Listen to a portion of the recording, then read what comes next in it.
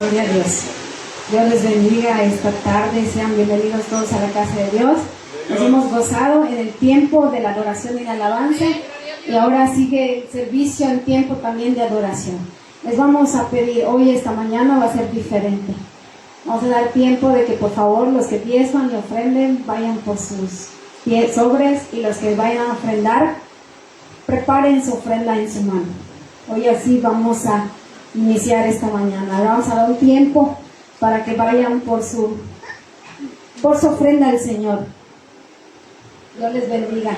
Vamos a adorar al Señor con nuestro gozo, dice, con las alabanzas, pero es también tiempo de adorar al Señor con nuestras ofrendas y nuestros diezmos.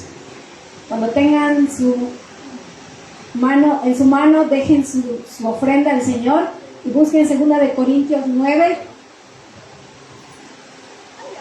Y voy a leer del 7 al 10. Ustedes pueden seguir con la mirada a la escritura. La palabra de Dios dice: cada uno debe dar según lo que haya decidido en su corazón. Es una decisión del corazón la ofrenda y los diezmos, no de mala gana o a la fuerza, porque Dios ama al que da con alegría. Hay un canto que dice: Dios bendice al dador alegre. No solo nos bendice, sino que nos ama, y amor encierra todo, encierra provisión, cuidado, fidelidad, compañía y sobre todo bendiciones. Dios puede darles a ustedes con abundancia toda clase de bendiciones para que tengan siempre todo lo necesario, y además les sobre, dice, para ayudar en toda clase de buenas obras. La escritura dice: he dado abundantemente a los pobres, y su generosidad permanece para siempre. Dios, que da la semilla al que siembra y el alimento que se come, les dará a ustedes todo lo necesario para su siembra y les hará crecer, hará que la generosidad de ustedes produzca una gran cosecha. Esa es la versión NBI más entendible. Es una decisión del corazón. Vamos a orar por las ofrendas y después pueden pasar a depositarlas. Amado Dios, bendecimos tu nombre, Padre, que seas tú. Te honramos, Señor, de lo que tú nos has bendecido. Que nadie se presente a la casa de Dios con las manos vacías, dice tu palabra. Hemos recibido la enseñanza, Padre, desde que llegamos a transformarnos en ti. Hemos llegado a convertir plenamente, y estamos seguros, Señor, que esta palabra es para nosotros. Bendice lo que hoy van a depositar mis hermanos. Bendice los trabajos, bendice las casas, bendice los hogares. Que no nos falte, Señor, y que nos sobre, Señor, para bendecir a otros. Te damos gracias por este gran poder que tú has puesto en tus hijos, el de ser tus mayordomos, para poder, Señor, edificar también a tu iglesia. Te damos gracias en el nombre que sobre todo nombre, en el nombre de tu amado Hijo Jesús. Amén. Vamos a traer nuestras ofrendas en este momento, hermanos. Antes de iniciar la predicación, pueden pasar a dar sus ofrendas. Gloria a Dios.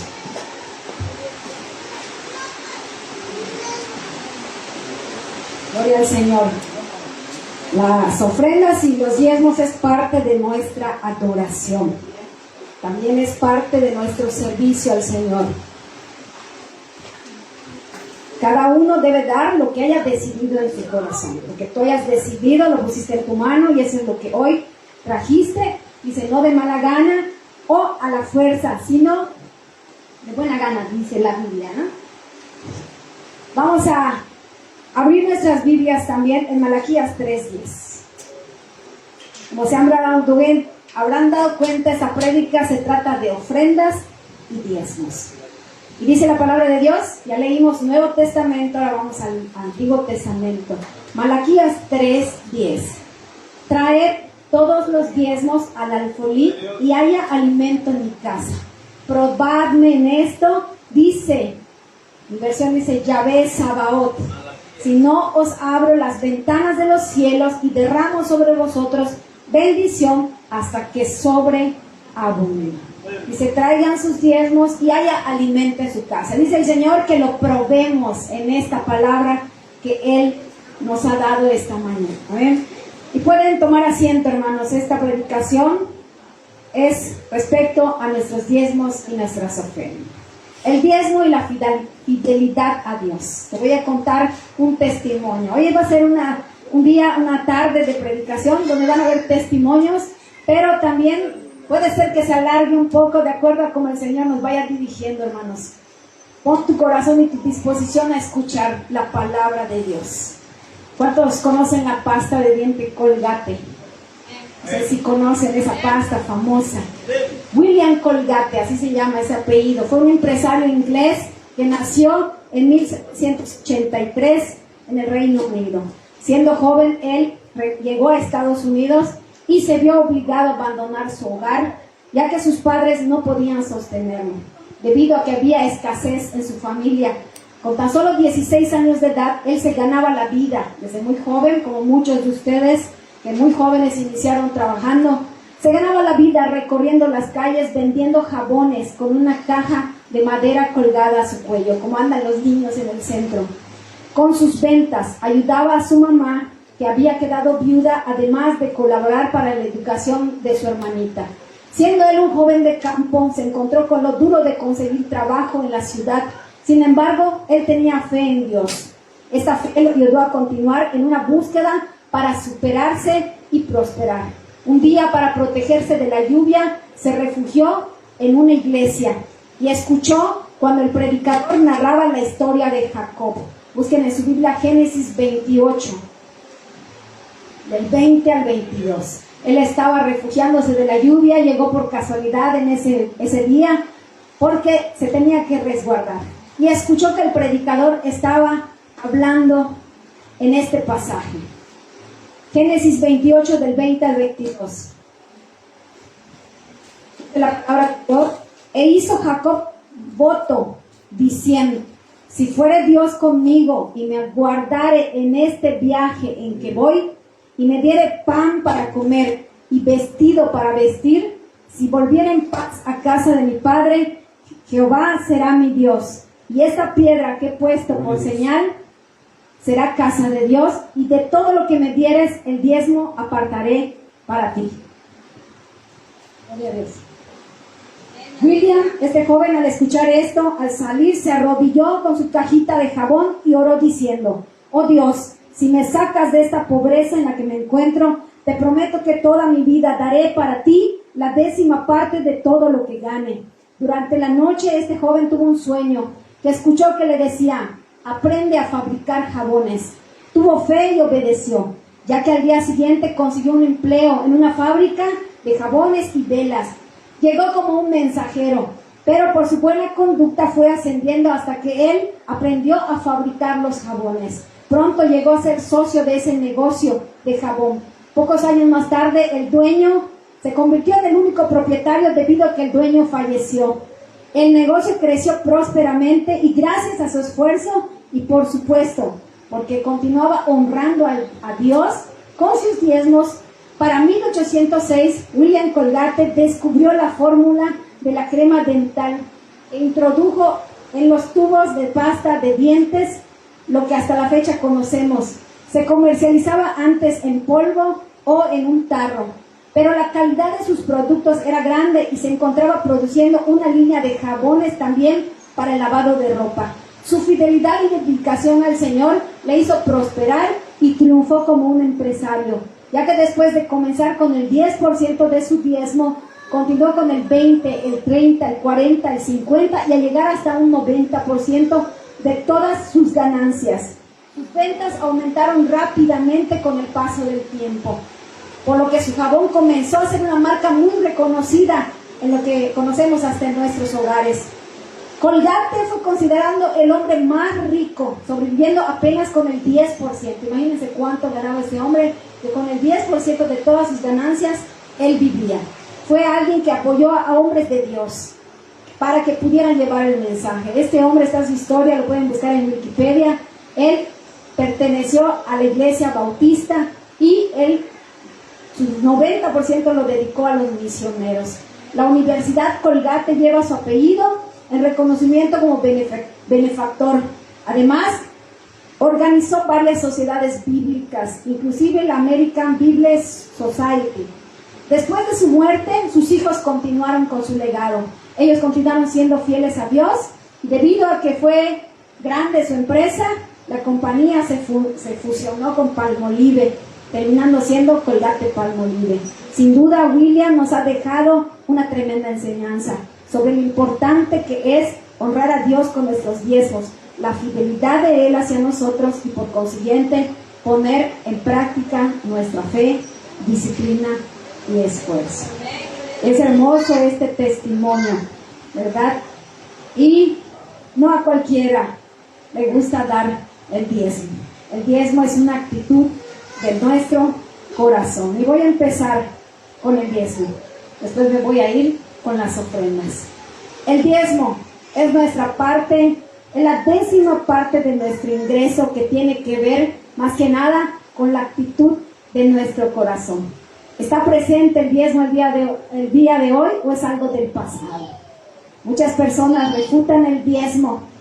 Lo interesante del punto es que los que están en contra del diezmo no es que hayan querido dar un 11% o un 12%, sino que realmente se refuta el diezmo siempre queriendo dar menos o de plano querer anularlo. Algunos dicen que el Nuevo Testamento no se habló del diezmo. Muchos dicen no se habla en el Nuevo Testamento del diezmo, pero Jesús sí lo hizo. Jesús habló del diezmo en el Nuevo Testamento. Él no lo prohibió. Si ustedes se acuerdan, les dijo a los fariseos se enfocó el Señor y les dijo que era necesario no dejar de hacer esto, pero que se tenían que enfocar en lo que habían dejado de hacer, que era la misericordia, la justicia y la fe. Algunos dicen que no habló del diezmo, pero él sí criticó a los líderes religiosos que se enfocaban solamente en el diezmo y que descuidaban esos aspectos. Es innegable, hermanos, que muchas iglesias se dedican solo a hablar de dinero, ¿verdad? Pero para los pastores muchas veces no les gusta. Hay unos que dicen, no me gusta hablar de este tema. Es algo incómodo hablar de dinero, no solamente en una iglesia, sino hasta entre familia. Por el dinero muchos han tenido problemas. Sin embargo, si no se habla del diezmo, hay un descuido también en esa área de nuestra adoración al Señor. Es importante analizar y ver esto, que Jesús les había dicho a ellos, porque solo estaban enfocados en ese punto, pero estaban descuidando el aspecto más principal en el que ellos debían de estar. Él enfatizó que no debía ser este nuestro único enfoque. El diezmo debe ser practicado junto con los demás principios que nosotros tenemos. El diezmo es un principio bíblico. La Biblia enseña que el diezmo pertenece a Dios. Jesús no censuró el diezmo, pero sí destacó que no solamente el diezmo puede abrirte, ¿verdad?, la puerta al cielo. Muchos hermanos no tienen problema con diezmar. Muchos a veces aportan dinero y piensan que por su dinero ellos pueden hacer también lo que quieran. Mucha gente, hermanos, no solo en nuestra religión, en nuestra congregación, en nuestras enseñanzas cristianas, sino en muchas iglesias, por ejemplo la iglesia tradicional, mucha gente, hermanos, tal vez no dan monetariamente, pero esta semana hablando con mi hijo, hablaba de que hay un padre que él conoce, un anciano, un irlandés, que él me dice, mamá, hay un empresario que cada determinado tiempo le cambia su vehículo a este sacerdote. Y sabemos que en la iglesia católica mucha gente, hermanos, aporta dinero a la iglesia aún sin asistir. Jesús enfatizó que ese no era el punto. Es un principio bíblico, pero no debemos de descuidar lo importante que es la fe, la misericordia, la justicia y todos los demás principios. Algunos argumentan también que el diezmo solo estaba en la ley, que no está para nosotros, porque ya es el Nuevo Testamento. Dice, el diezmo en el Antiguo Testamento era para el sostenimiento de los que trabajaban en el templo, era para los sacerdotes. Dado que en este tiempo, hermanos, tenemos hombres y mujeres que también trabajan para el templo, el diezmo es usado para el sostenimiento pastoral o el sostenimiento ministerial. Algunos dicen que no es para este tiempo y que solo es para la ley. Pero vamos a ver en la Biblia. Abran su Biblia en Génesis 14 y lo que acabamos de leer en este testimonio también es de Génesis. Y Génesis no pertenece a la ley. No habían sido dadas las leyes de Moisés en ese tiempo. Cuando Abraham con sus criados, en ese Génesis 14, pueden buscar por favor. Génesis 14.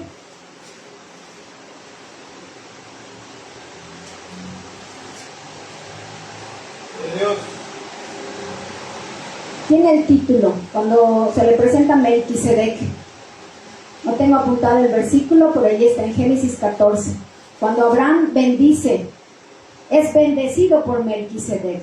El primero en dar su diezmo fue Abraham, y fue en Génesis 14. Cuando Abraham sabe que su pariente Lot estaba siendo cautivo por una confederación de varios reyes, él toma a sus siervos y va a rescatarlo.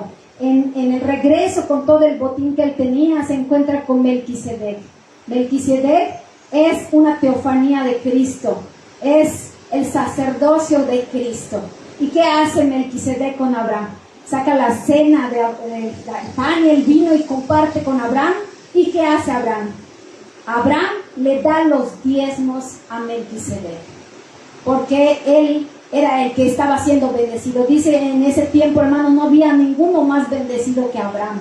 Abraham era completamente bendecido por el Señor, y a donde quiera que Abraham iba, el Señor iba con él. Entonces, ¿qué hizo Abraham? Abraham no le dio en pago a Melquisedec, sino que le dio el diezmo por su propia voluntad, por su propio corazón. Amén. Y vemos después a Jacob, el nieto de Abraham, lo que leímos hace un ratito, que Jacob, huyendo de su hermano Esaú. Saben que Jacob era suplantador, había robado la primogenitura de su hermano, huyendo de casa de sus padres, se va y queda dormido. Y dice que al dormir pone su cabeza en una piedra y empieza a soñar que ángeles bajaban y subían, y ese lugar era como un lugar terrible, dice. Porque dice, aquí está el Señor, aquí es puerta del cielo, dice. Y entonces el Señor lo bendice, le dice, a donde quiera que tú vayas, yo iré contigo y serás prosperado en todo lo que tú emprendas. Entonces vemos a Jacob prometiéndole un voto. ¿Qué es un voto, hermanos? Algo que tú das de tu propio corazón, no lo haces obligadamente. En ese momento Jacob era un suplantador, era un ladrón, pero había tenido un encuentro con Dios. Y vemos que después él apartó el diezmo para Jehová. El diezmo y las ofrendas es el sistema financiero que Dios estableció para el sostenimiento de su obra aquí en la tierra.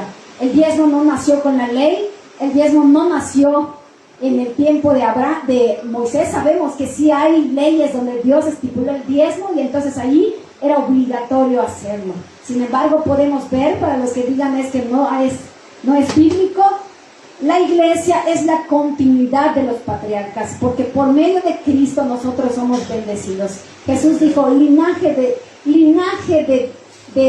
si sois hijos de Cristo, linaje de Abraham sois. Entonces las obras de los patriarcas tendríamos nosotros que hacer. Lo dice Gálatas 3:29. Si vosotros sois de Cristo, linaje de Abraham sois, y herederos conforme a las promesas de Dios. Conforme a las promesas. Hace rato cantábamos que nosotros tenemos promesas, pero también hay responsabilidades. En alguna ocasión Jesús fue confrontado por los judíos, y los judíos le reclamaban ser hijos de Abraham.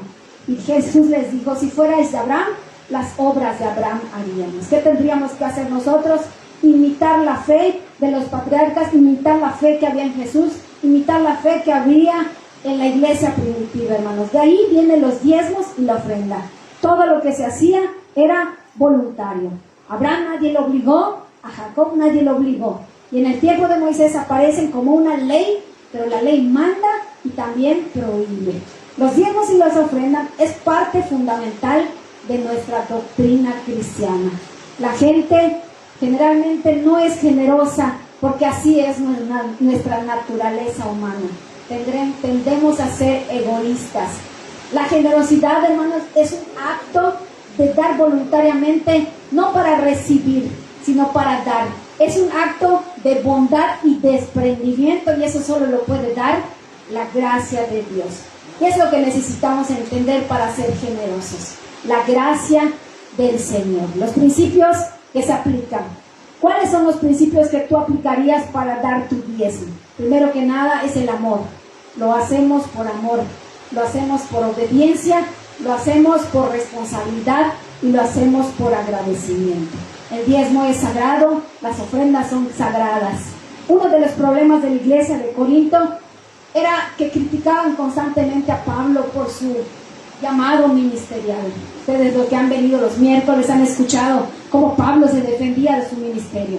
Él siempre argumentaba defendiendo su llamado. Y también llegó un momento que Pablo tuvo que defender, porque también criticaban a Pablo, porque disponía de lo que el pueblo daba para el ministerio. Yo creo que es algo que enfrentamos hasta el tiempo de ahora, ¿verdad? Hay mucha crítica en cuanto al dinero en las iglesias. Pablo argumentó lo siguiente, y está en 2 Corintios 9, pueden buscar para que no se duerman, hermanos. Sé que hay calor, yo tengo sueño, tengo calor, mis ojos se cae el sudor y me arden los ojos, pero vamos a mantenernos despiertos, hermanos. Este es mensaje de Dios, no mío. Hay que predicar, el Señor nos manda a hablar de toda la Biblia. Dice la palabra que toda la Biblia es útil, inspirada para redarguir, para corregir, para instruir en justicia, a fin de que el hombre sea enteramente preparado para toda buena obra. Pablo dijo lo siguiente, ¿acaso, dice Pablo, no tenemos derecho a comer y a beber? Dice Pablo, porque lo criticaban que disponía de las cosas que él obtenía de los hermanos. Dice Pablo, no tenemos derecho a viajar acompañados de una mujer creyente, dice Pablo, aunque sabemos que Pablo no se casó, pero había otros que sí tenían esposa y hasta tenían hijos, hermanos. Hay pastores que tienen esposa, tienen hijos, hay necesidades para la familia. Y Pablo dijo, no tenemos derecho a viajar acompañados de una esposa creyente, como lo hacen todos los demás, dice Pablo. ¿Acaso no podemos? Y dice Pablo, o solo yo y Bernabé, dice, porque al parecer solo Pablo y Bernabé tenían que trabajar aparte porque los cuestionaban constantemente. Pablo hacía tiendas porque lo cuestionaban de qué estaba haciendo Pablo. Y Pablo, para no ser carga a esos hermanos que constantemente lo asediaban criticándolo, él mostró que también hacía y sabía hacer tiendas. Estamos a obligarnos la vida a ganar, dice, a ganarnos la vida con otros trabajos. Yo quiero preguntar, hace rato Alex hablaba de cómo funciona en la policía, en lo militar. Cuando tú entras a una institución, hay reglas, hay leyes. Pero acá dice Pablo, ¿qué soldado, hermano, presta servicio militar pagándose sus propios gastos? Cuando un soldado es llamado por el ejército, le solventan todo lo necesario para que él pueda tener el trabajo de entrenarse, de enfocarse en aprender el uso de las armas, de enfocarse a aprender cómo defender si llega a haber una guerra. Imagínense que el soldado no tenga cómo vivir, ¿cómo se va a enfocar el soldado en servir bien a donde él fue llamado? Pablo menciona esto y dice, ¿o acaso el agricultor que planta un viñedo no tiene derecho a comer de las uvas? ¿Acaso el que está sembrando no puede comer? Dice. ¿O qué pastor cuida un rebaño y no tiene derecho a tomar de la leche de las ovejas? No lo dije, dice Pablo, no lo estoy diciendo desde un punto de vista humano, dice Pablo. No lo estoy diciendo porque yo nada más quiera decirlo, dice Pablo. Está en la ley, dice Pablo, estaba escrito, no pongas bozal al buey que trilla. ¿Qué quiere decir? Que el animalito que estaba ya trillando, separando la cizaña del trigo, ¿qué hacía el buey? Comía, iba comiendo, iba trabajando, iba comiendo, iba trabajando. Y Pablo dice, ¿acaso se preocupa Dios por los bueyes? ¿O lo dice más bien, dice Pablo, por nosotros? Pablo está diciendo, si lo dice el Señor por los bueyes y tiene cuidado de los animales, ¿cuánto más no va a tener cuidado de los que trabajan para Él? ¿Verdad? Lo hemos comprobado, que Dios siempre tiene cuidado de los que trabajamos para Él. ¿Amén? Dice la palabra, si hemos sembrado semilla espiritual, la semilla espiritual es la palabra, ¿acaso, dicen, sería mucho pedir que cosechemos de ustedes lo material? Pablo lo dijo, ¿acaso yo he venido a enseñarles? Decía un pastor, tal parece que Pablo se bajaba y le decían, Pablo, muy bonito mensaje, muy bonito Pablo, pero Pablo a veces estaba triste porque los hermanos eran egoístas con Pablo, ¿verdad? Pablo decía, ¿acaso? Dice, ¿no saben que los que sirven en el templo reciben su alimento del templo y de lo que tienen en el altar? Eso lo dice también las Escrituras. Participan del altar, así también el Señor ha ordenado que los que predican el Evangelio vivan de este ministerio. Cuando el Señor llama a un siervo, hermanos, abandona el trabajo, abandona cosas que el Señor, tú vas dejando de hacer por causa de predicar su palabra. Entonces, hermanos, el diezmo es parte de nuestra doctrina. Yo sé que muchos han refutado y han dicho es que no, pero es la parte, tú dalo, el Señor te va a bendecir. Hemos escuchado un testimonio. Muchos andan cuestionándose en la mente, hermanos, pero la Biblia sí habla del diezmo y el Señor dice, pruébenme en esto, probadme en esto. Si tú eres fiel, hermanos, sepáralo, es parte que le corresponde a Dios. Tú no le estás pagando a Dios, sino le estás dando del 100% que Él te da. ¿Acaso no es mejor ser bendecido con el 90%, a irte con el 100% y no cumplir con el Señor? Hemos probado esto, hermanos. Yo como testimonio puedo decir, hermanos, que nunca ha faltado. Y hemos escuchado de muchas personas que dicen, tú le das al Señor, y no lo hacemos para que el Señor nos retribuya, simplemente dice la palabra que Él tiene cuidado de nosotros. Y vamos a continuar para que ustedes vayan viendo, y de último vamos a dar la enseñanza o la predicación acerca de eso. Citas de la ofrenda, hermanos. Pablo animaba a los corintios. Vamos a ver, este es otro. 10 principios de la ofrenda. ¿Quiénes ofrendan acá? ¿Quiénes ofrendan con amor? Yo sé que lo hacen, hermanos, pero vamos a ver en qué estamos fallando. Yo quiero decirles, hermanos, que acá yo les he llamado la atención a los hermanos en la dominical. Hoy tuvimos una clase donde hablábamos acerca de nuestra conducta, pero también en una ocasión hablábamos de las ofrendas, porque estábamos viendo Malaquías, donde dice que le presentaban al Señor los animales que estaban cojos, los animales que estaban flacos, los animales que estaban mancos.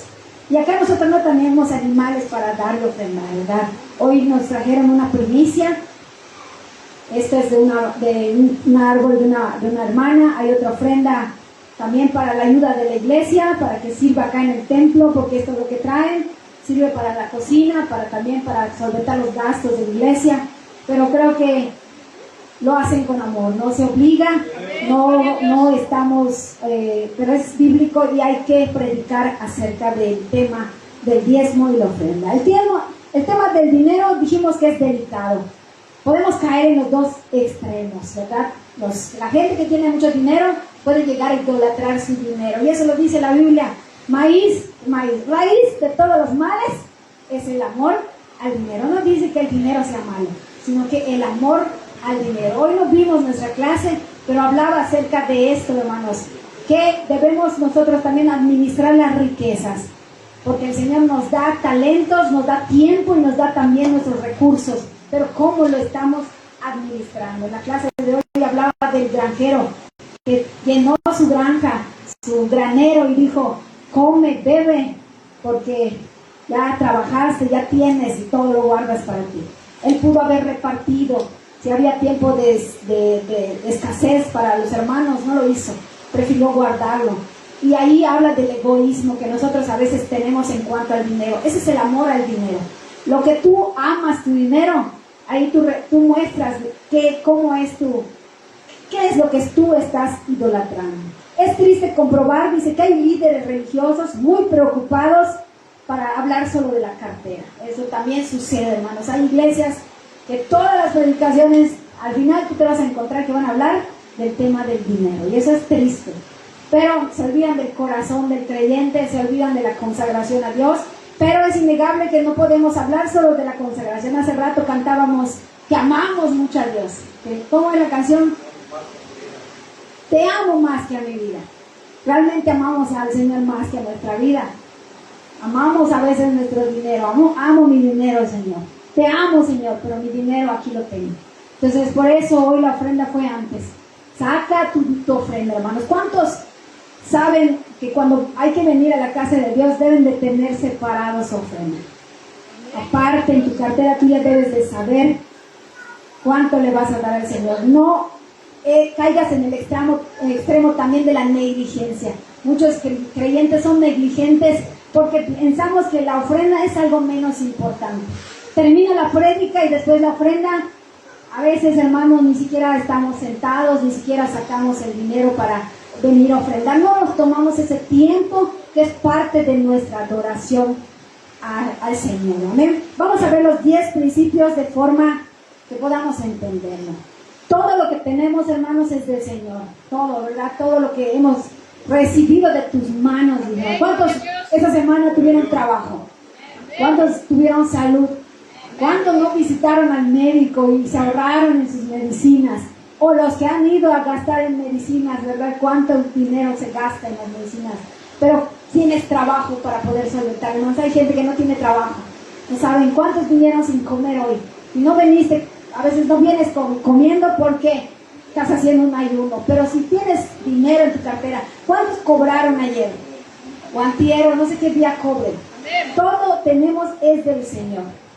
La Biblia lo dice en el Salmo 24. Del Señor es la tierra y su plenitud, el mundo y de los que en él habitan. Ageo 2:8. Mía es la plata y mío es el oro, dice Jehová de los ejércitos. Por lo tanto, todo es del Señor.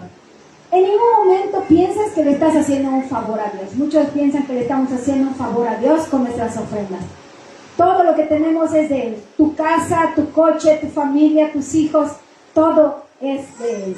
Él es generoso y hace que tú lo puedas administrar. Nosotros solo somos los mayordomos que administramos los talentos, el tiempo, los recursos que el Señor nos da. Y en este momento estamos hablando exactamente de los recursos financieros. Cuando ofrendamos, solamente le estamos dando al Señor una pequeña parte de lo muchísimo, ¿verdad?, que Él nos da.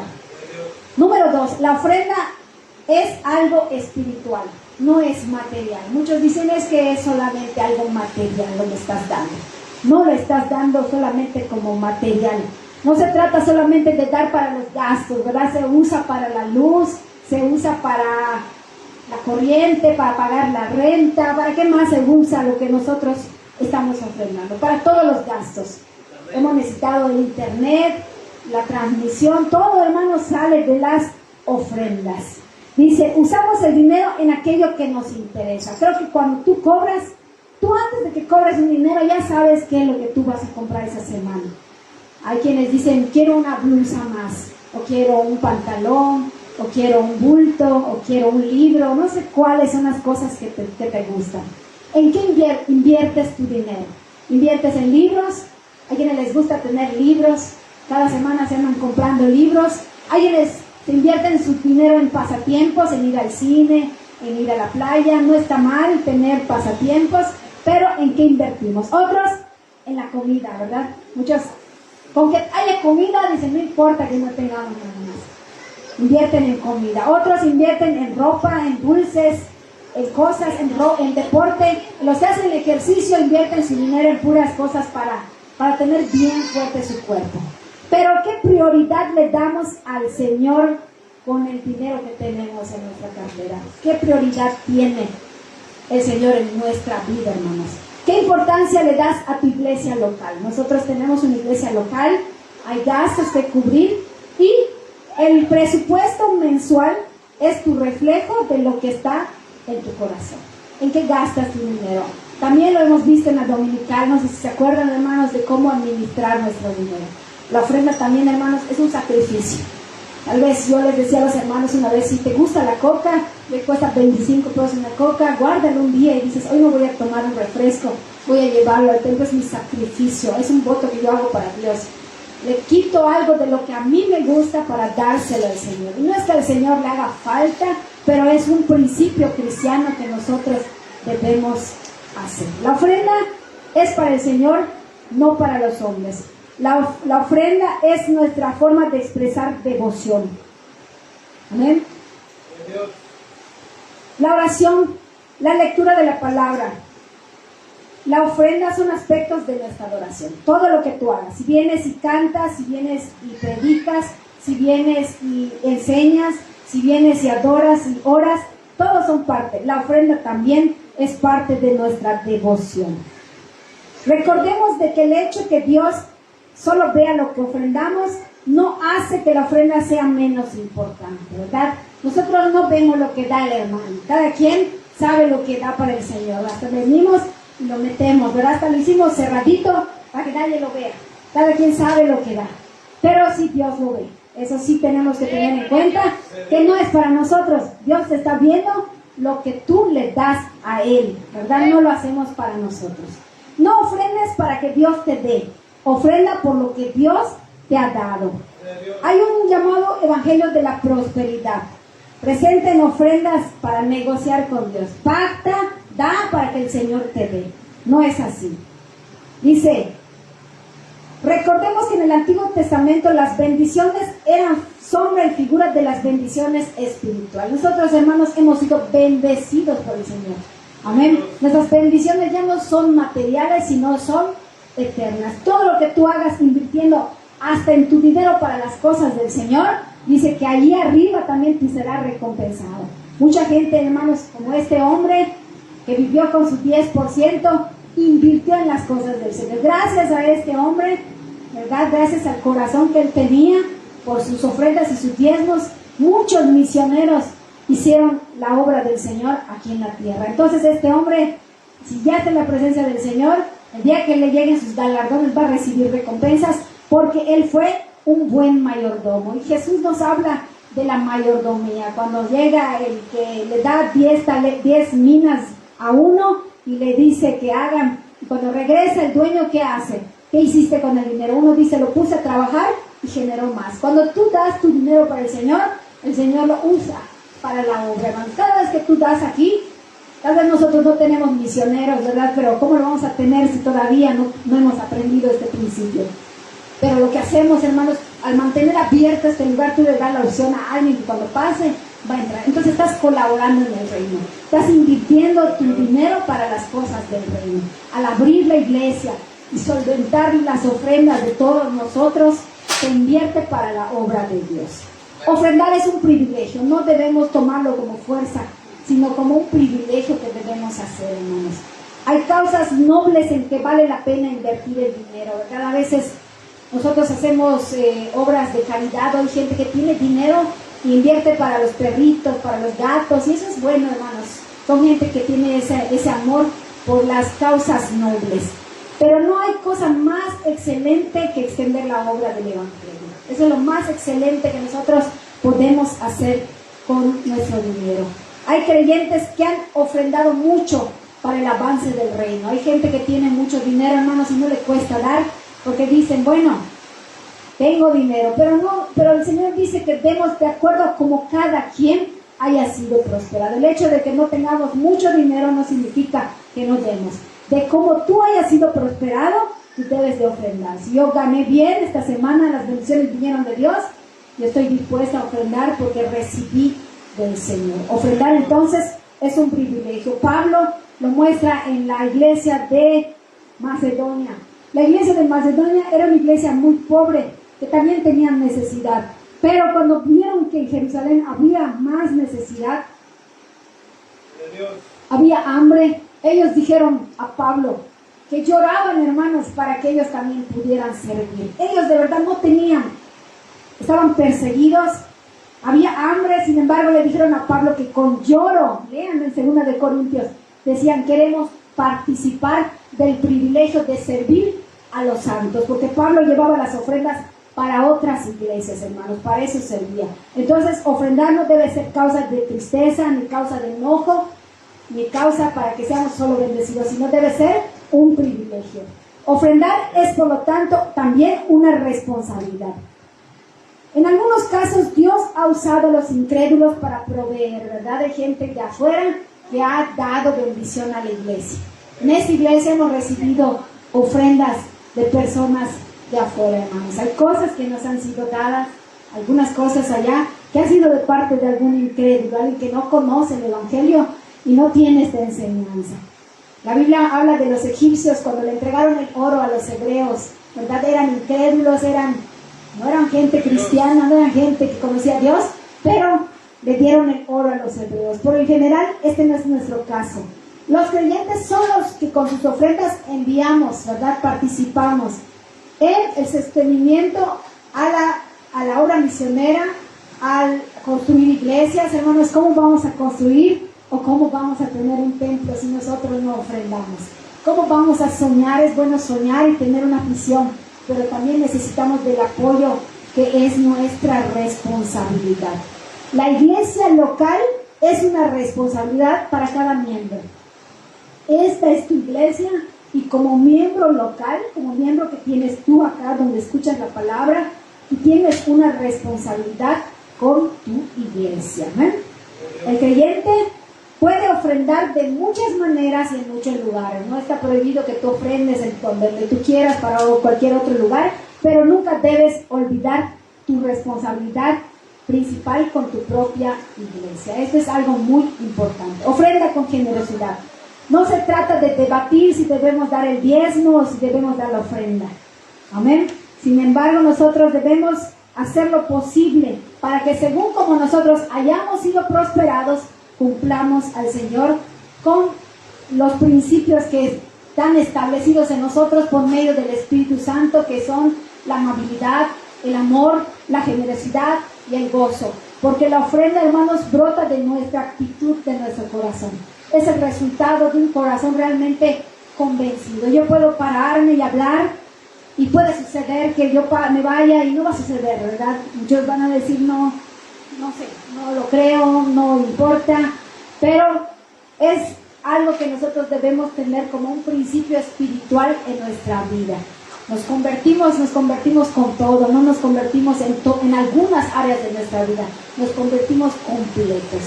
La ofrenda es inversión espiritual, tú das y se te devuelve, es un principio espiritual. Dice la palabra, el que siembra escasamente, también segará escasamente. Y el que siembra generosamente, generosamente también segará.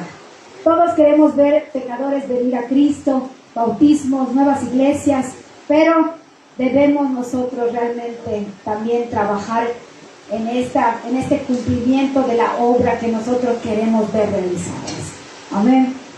Y dice, ofrenda con gozo, con alegría, porque dice que Dios ama al dador alegre.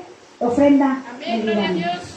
Y voy a darles un testimonio para que esto que acabamos de leer lo podamos entender. Este es un testimonio de hace muchos años. Yo lo vi, lo escuché, y en estos días en que iba yo a compartir esto con ustedes, Dios puso en mi corazón volver a ver ese testimonio. Este era un pastor. ¿Cuántos hermanos no agradecen a Dios que tienen pastores en su iglesia que les enseñan la palabra? Hay lugares, hermanos, que no hay. Hay lugares en que están orando para que les envíen a alguien que les predique la palabra. Pero acá nosotros somos bendecidos porque estamos aquí, tenemos una iglesia. A veces lo vemos como algo sencillo, algo como cualquier cosa, hermanos, pero realmente hay lugares donde no hay. Este pastor dice que fue enviado a predicar a Europa en los años 90, donde él, hermano, predicaba 11 veces al día.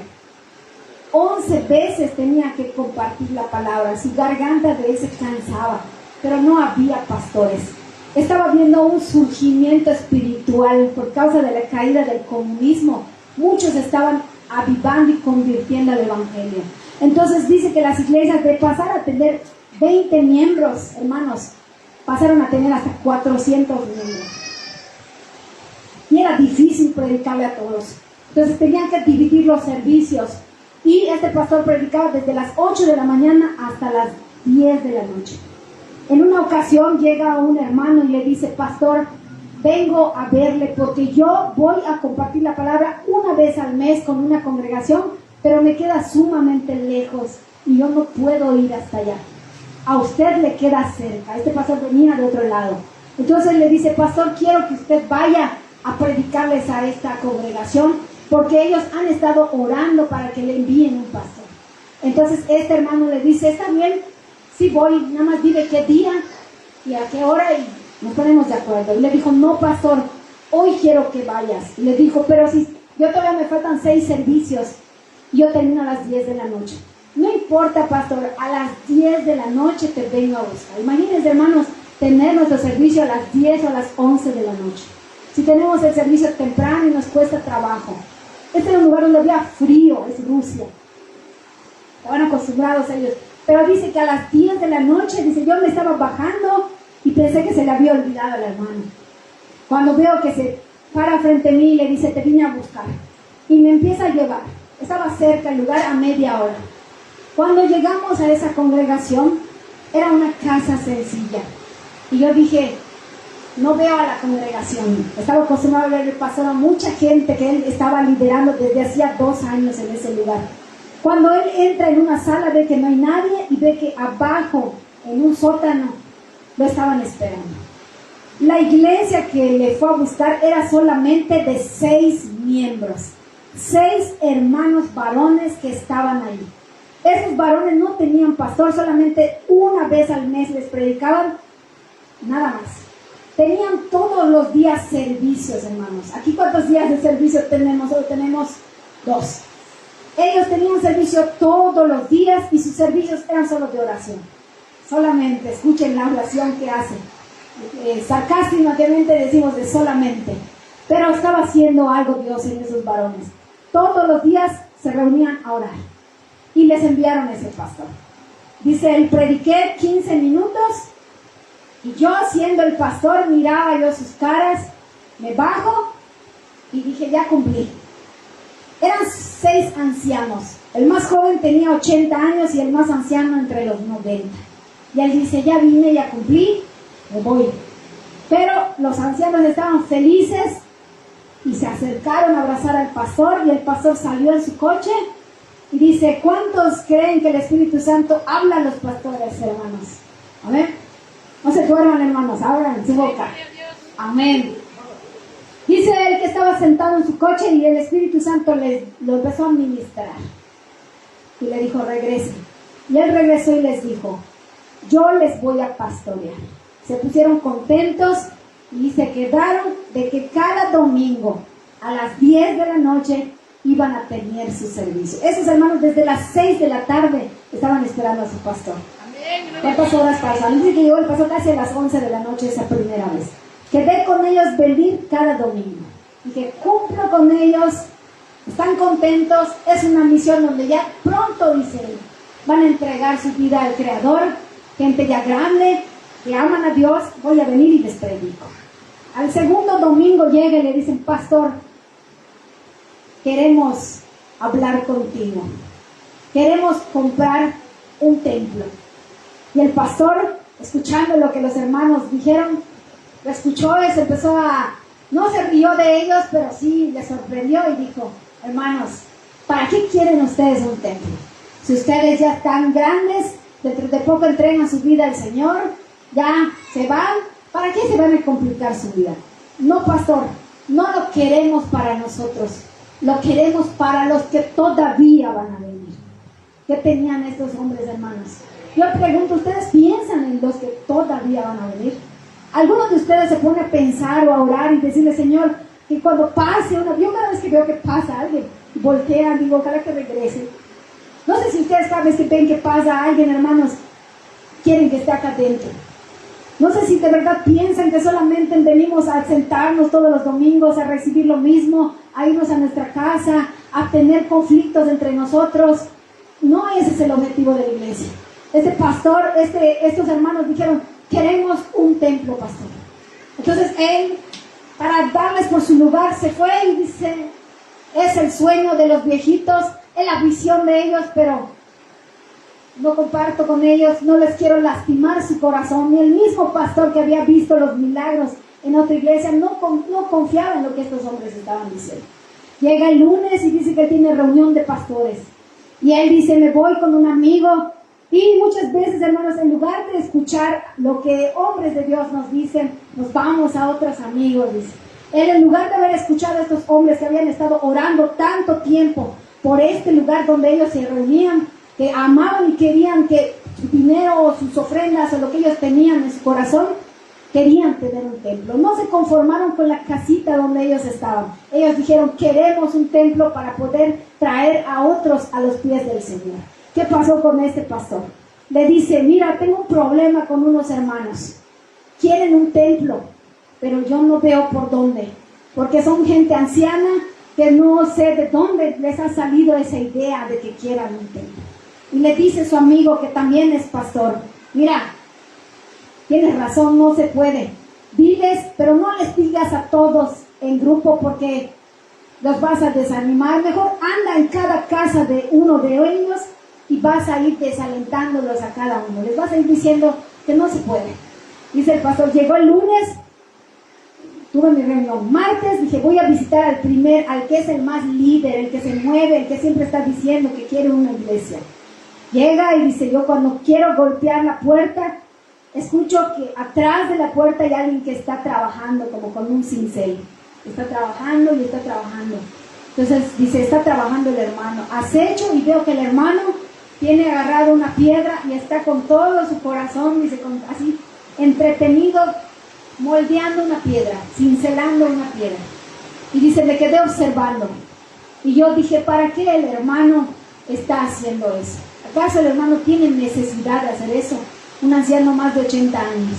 Pero dice él, toqué la puerta y sale él y veo que detrás no solamente había una piedra, habían muchas piedras que él había hecho. Y le dice, hermano Iván, ¿por qué usted está haciendo esas piedras? ¿Tiene usted necesidad? Y le dijo, no, pastor. ¿Y por qué está haciendo usted las piedras? Estas piedras son para el templo. Para cuando tengamos el altar, estas piedras son para el templo. Hace 3 años que yo estoy formando las piedras para el altar. Y el pastor, al escuchar lo que este hombre decía, se queda pensando y le dice, pastor, ¿a qué vino usted? Y le dice el pastor, a nada, a nada. Dice el pastor, ¿cómo le voy a decir a un hermano que tiene todo el amor para tener un templo y hasta ya estábamos empezando lo que va a poner en el altar? Hermanos, cuando dice este pastor, cuando yo voy a una iglesia y veo cómo está el altar, aquí se ve el esfuerzo de algunos hermanos. Aquí podemos ver que alguien vino y hizo una tarima, trajo las plantas, trajo las flores, trajo la lona, trajo el equipo. Todo esto, hermanos, como les dije, la hermana, en la mañana, los ángeles son ministros del Señor, ¿verdad? Nos alienta, pero no lo trajeron los ángeles aquí. Manos humanas lo trajeron hasta este lugar. Es un sacrificio que hizo cada hermano, cada hermana al traer las cosas a este lugar. Dice el pastor, ¿cómo le voy a decir a un hombre que tenía en su corazón haber hecho esas piedras durante 3 años? En su corazón estaba el templo para Dios. Al día siguiente, él se va y se pone a pensar, dice, en mi coche empecé a llorar, a decir, ¿cómo voy a hacer con estos hermanos que hasta ya está haciendo lo que va a llevar al altar y ni siquiera tienen el templo? No tienen el templo, pero ya tenían los arreglos para poner en el altar.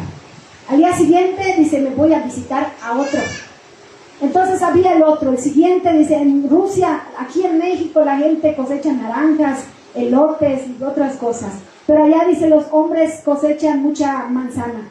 Este varón, dice, cada mañana recogía de sus frutas, de sus árboles, manzanas, los ponía en un cesto, los limpiaba muy bien, los dejaba bonitas y las iba a vender en el mercado. Todos los días juntaba su dinerito y lo ponía en un pañuelito y lo guardaba, y lo guardaba, y lo estaba guardando. Este era el segundo varón. Cuando de pronto llega ese pastor y le dice, pastor, ya este hombre que vendió las manzanas pasa un día viniendo del trabajo, del mercado.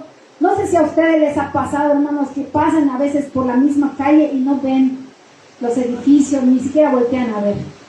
Este hombre dice que había un edificio que como que el Espíritu Santo le mostraba ese lugar. Este hombre dice, le llama la atención, ve un lugar descuidado, antiguo, pero grande. Y se acerca a la ventana, acecha y ve que hay muchas butacas. Y dice, este es el templo que vamos a comprarle al Señor. Llega él, se va y se lo cuenta a sus otros compañeros. Cuando llega el pastor el domingo, contentos todos de esperar al pastor, y le dicen, pastor, ya tenemos el local que nos ha entregado el Señor y lo vamos a comprar. Y el pastor dice, yo pensando que es una casita, algo más céntrico, algo más cerca de donde ellos estaban, les dije, está bien, vamos a verlo. Pero yo dije, ¿cómo lo vamos a comprar? Yo estaba pensando en cómo lo vamos a comprar. Llega el tiempo, dice domingo, sábado, ellos hablan con el dueño de este lugar.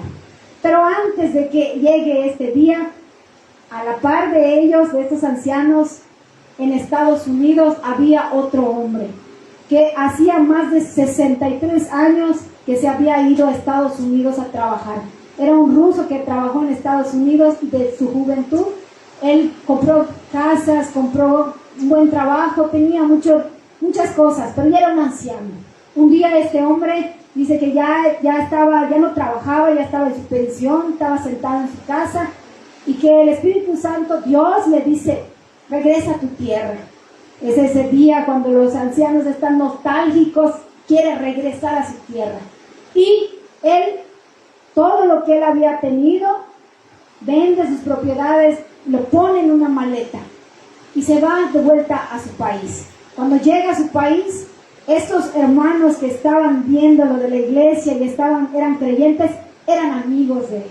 Estos hombres van, lo reciben en el aeropuerto, lo invitan a congregarse, y cuando llega el pastor el domingo le dicen: pastor, te tenemos una buena noticia, tenemos un nuevo congregante.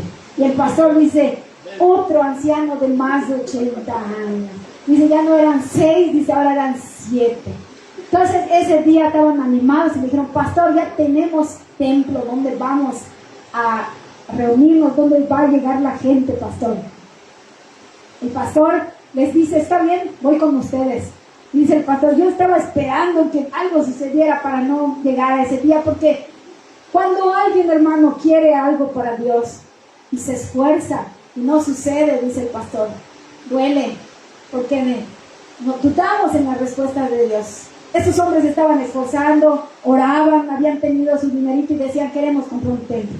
Y yo decía: Señor, pero ¿cómo vamos a comprar ese lugar? Ese, hermanos, que era un teatro que había servido para la Filarmónica de Rusia, que habían ido el zar de no sé quién, mucha gente muy importante en mucho tiempo, pero estaba abandonado y lo estaban vendiendo. Dice: hablamos al dueño y el dueño llegó. Como el dueño no sabe que no tenemos dinero, quienes han tratado con uno que vende, dice, te pone a decir quiénes ya llegaron a este lugar, de cómo está hecho la estructura, y te empiezan a mostrar. Dice: más de una hora ese hombre estuvo hablando, y yo, dice, en mi mente solo estaba pensando: ¿qué le voy a decir cuando termine de hablar si no tenemos dinero? ¿Cómo le vamos a pagar? Pero yo estaba esperando que suceda algo. Entonces los ancianos, muy seguros de esa fe que ellos tenían: pastor, dice el dueño, les voy a vender el templo, el lugar, pero se los voy a dar en pagos para que no se les dificulte. Y dice, aporreas uno la mesa y dice: no lo queremos en pagos, lo queremos de contado. Y dice el pastor: todavía ni siquiera sé si tienen el dinero y están diciendo que quieren pagar lo de contado, que ni siquiera en plazos podemos pagar.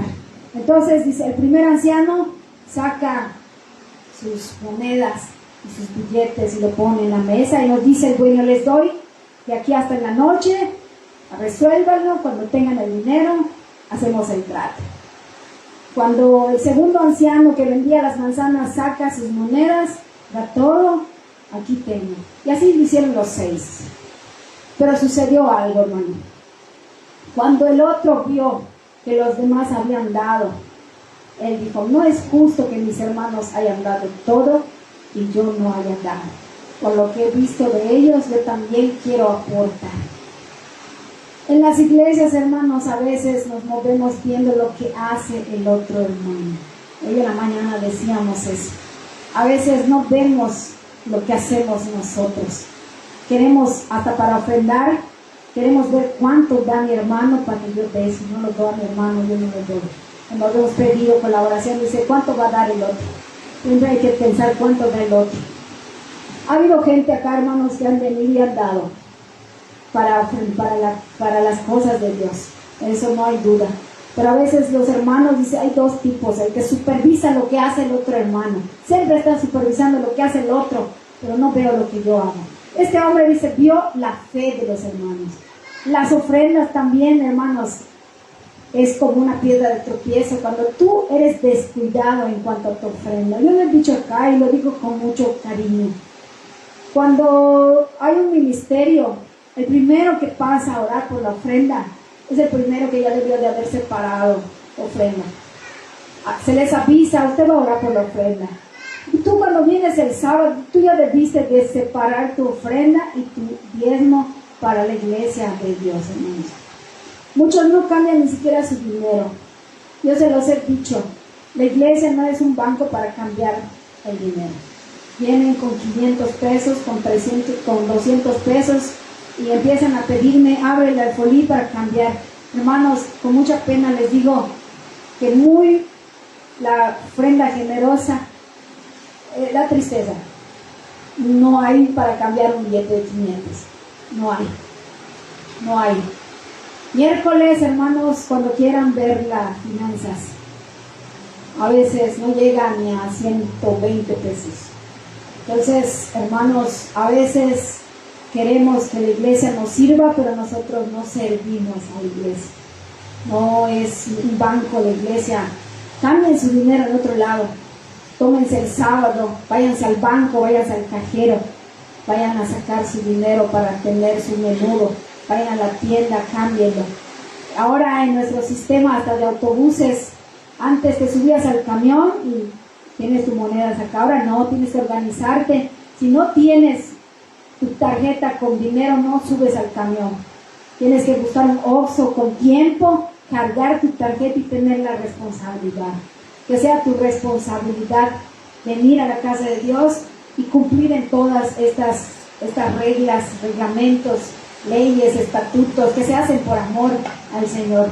Es un mandato también la ofrenda. Pablo dijo, no lo hago, dice Pablo, para avergonzarlos, decía Pablo cuando exhortaba a la iglesia, sino que lo hago para que nosotros veamos en lo que estamos bien y en lo que estamos mal. Este hombre saca su dinero y les dice al pastor, pastor, yo quiero dar también todo lo que yo tengo. Por algo el Señor me hizo venir aquí. Entonces dice el pastor, saca su maleta, una maleta de esas antiguas, de cuero, y yo empiezo a contar los billetes, y yo no me daba asombro, no me daba en asombro en que yo estaba, dice el pastor. Cuando terminé de contar, no solo no alcanzó, dice, sino que sobró del dinero. Amén. Esos hombres, hermanos, tenían visión. No sé si ustedes tienen visión. La visión es qué es lo que quieres hacer para Dios. ¿Cómo te has visto tú haciendo algo para Dios? Esos hombres tenían visión, querían aportar a Dios para que el ministerio sea extendido a otras almas, hermanos. Y lograron comprar. Dice el pastor, esta es la visión. Ahora dice, voy a hablarles de la unción. Cuando hay visión, después sigue la unción. Estos hombres le dijeron, pastor, ¿qué te parece si el domingo inauguramos el lugar? Y dijo el pastor, como quieran, cuando quieran y como ustedes quieran, hermanos.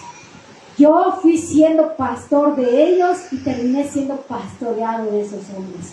La fe que había en esos hombres. Me callaron la boca, dice. Mis hermanos, hay que aprender a callarnos la boca.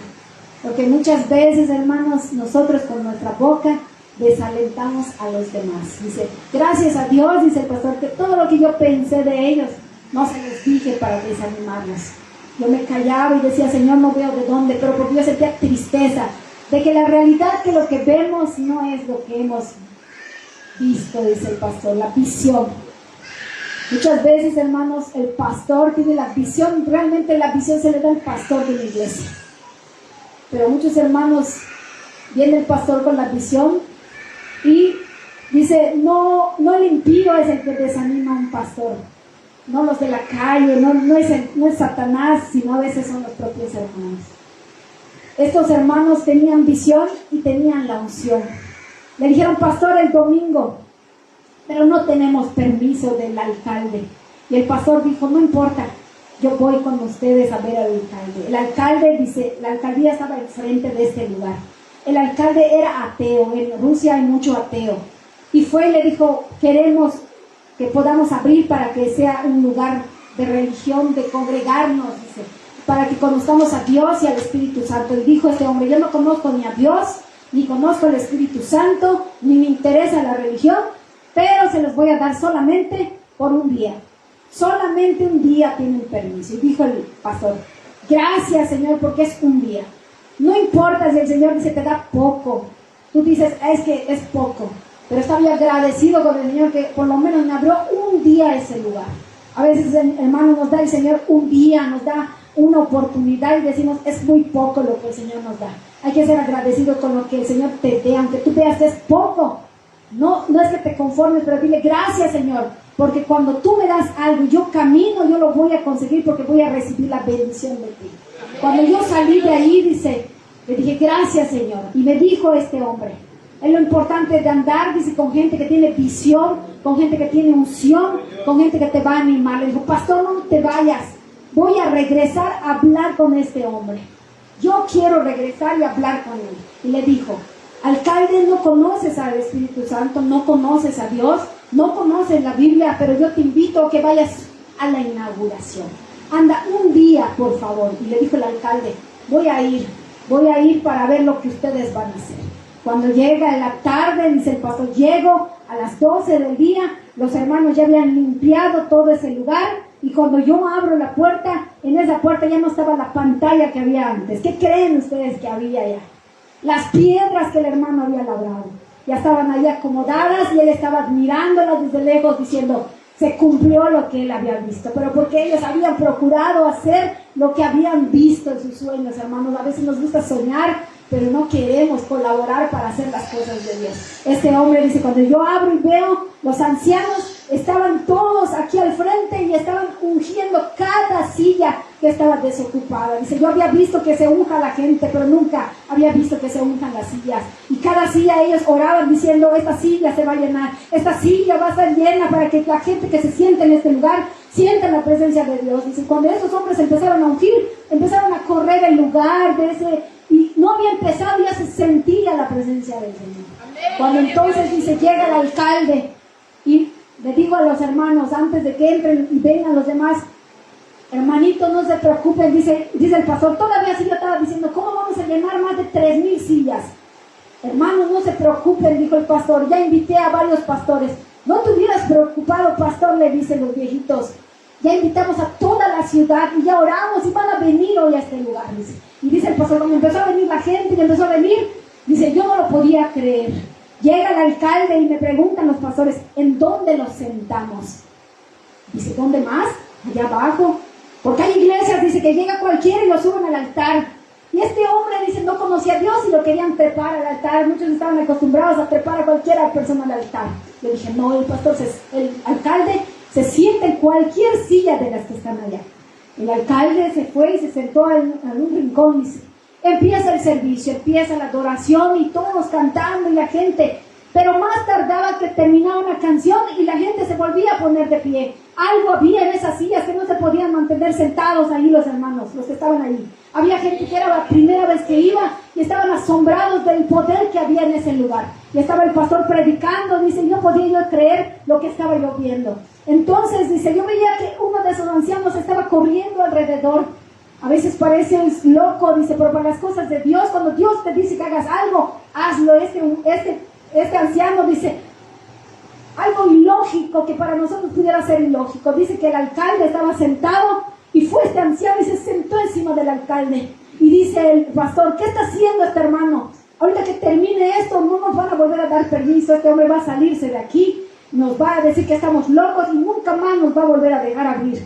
Pero dice, inmediatamente que este hombre hizo esto, el alcalde se puso de pie y dice, pastor, ¿qué me está pasando? Dice, esto que siento es un fuego que siento desde mi cabeza hasta mis pies. Dime, pastor, si esto lo voy a seguir sintiendo mañana. Le dice el pastor, esto que estás sintiendo es el Espíritu Santo y te aseguro que si tú buscas a Dios lo vas a volver a sentir. Lo voy a sentir una semana, pastor, sí lo vas a volver a sentir. Si no, dile a ese viejito que vuelva a sentarse encima y que me transfiera lo que él tiene, porque eso que yo tengo nunca lo había visto. Dice. Entonces, dice, a partir de ese momento, esa iglesia, dice, se llena del Espíritu Santo. Y ahora, dice, ese que fue el alcalde, ese que era ateo, es el pastor ahora de esa congregación que tiene más de 4,000 personas que se congregan. Y ustedes van a decir, ¿qué pasó con esos ancianos? 6 ya partieron con el Señor, dice. 1 todavía queda aquí. Pero lo que ellos hicieron con su dinero, con sus recursos, tuvo influencia grande en esa ciudad. Y el alcalde, que era un ateo, se convirtió en pastor. Tú no sabes qué puede hacer Dios con tus finanzas, de convertir a uno que ahorita puedes verlo ahí como un borracho tirado en la calle, o lo puedes ver ahí que no vale nada, pero puede estar aquí para que te predique un día. Entonces no seamos egoístas, hermanos. No seamos egoístas, no nos vamos a llevar lo que tenemos. Dios te va a dar las cosas que tú necesitas. A veces tenemos cosas de más, acumulamos cosas para nosotros y nos olvidamos de que también para la obra de Dios tenemos que ser responsables. ¿Cómo vamos nosotros a tener un lugar si no tenemos los recursos? Decía un pastor, los recursos los tenemos porque tienes trabajo, tienes salud y Dios te ha enviado aquí para que tú seas bendición para otros. No necesitas tener 80 años para que tú digas, ya no va a haber, vas a decirles que ese hombre ya no lo necesitaba para nada. Pero si tú das, al momento que tú camines, dice, camina una milla y después el Señor va a caminar contigo y ahí te va a ir dando. Porque donde tú no vas a poner, el Señor te va a levantar y te va a decir, sigue caminando. Pero si tú quieres caminar, pero ni siquiera lo intentas, estás esperando que venga todo de Dios, no va a suceder. Las bendiciones se reciben, pero hay que hacer cosas para que podamos ser bendecidos, hermanos. Porque si no, así como recibes, también vas a ver que se va a ir y no te va a funcionar, hermano. Yo quiero hoy que tú recibas la exhortación de parte del Espíritu Santo para que tú medites en qué estás y cómo tú vienes. Yo sé, hermanos, que a veces somos egoístas porque han tenido y lo han retenido aquí en su bolsa. Estoy segura que pasa. No solo en eso, hermanos, a veces hasta para la colaboración. Siempre se les dice colaboren, hermanos, porque es para la obra, no es para nosotros, hermanos. No es para nosotros, no es para mí. Es difícil predicar a veces de dinero, pero el Señor nos dice, tienes que hacerlo porque es palabra de Dios. Toda la Biblia es inspirada para redarguir, corregir, enseñar y exhortar, hermanos. Pero tenemos que recibirlo en nuestro corazón. Sigamos ese ejemplo, hermanos. Pongamos nuestra mirada en las cosas de arriba y recibiremos bendición aquí en la tierra, porque el tiempo es breve. No sabes cuándo van a venir por ti y dirán, necio, no entendiste lo que yo pedía de tu vida, no insiste con tus recursos, con tus dones, con tus talentos. No solo estoy hablando de dinero, de tu talento, de lo que tienes. Tienes que invertir en las cosas del cielo. Amén. Esa es la palabra de Dios. Lo creemos y lo recibimos. Le damos la gloria y la honra a Dios. Ponte de pie. Amén. Hoy sí tardó, hace 8 días fue menos, pero es palabra de Dios. Damos la gloria y la honra al Señor. Vamos a orar, hermanos. Amado Dios, te damos gracias porque sabemos que tú estás en este lugar. Tú has dado palabras, Señor, has confortado, has alentado y has exhortado, Señor. Bendice la vida de cada uno, que los trabajos, Señor, sean mejores para cada uno de tus hijos, Señor. Que ellos puedan sentir, Señor, ese amor por dar, esa generosidad que viene de tu gracia, Señor. Como en el tiempo, Señor, primitivo, cuando la iglesia, Señor, daba de lo que tenía para la obra del ministerio. Te damos gracias porque tú, Señor, nos has llamado, nos has guiado, nos has enseñado y hasta hoy, Señor, nos has ayudado. Gracias por las bendiciones materiales, Señor, que tenemos. Todos tenemos casa, abrigo y sustento y todo te lo debemos a ti. Te damos gracias en el nombre poderoso.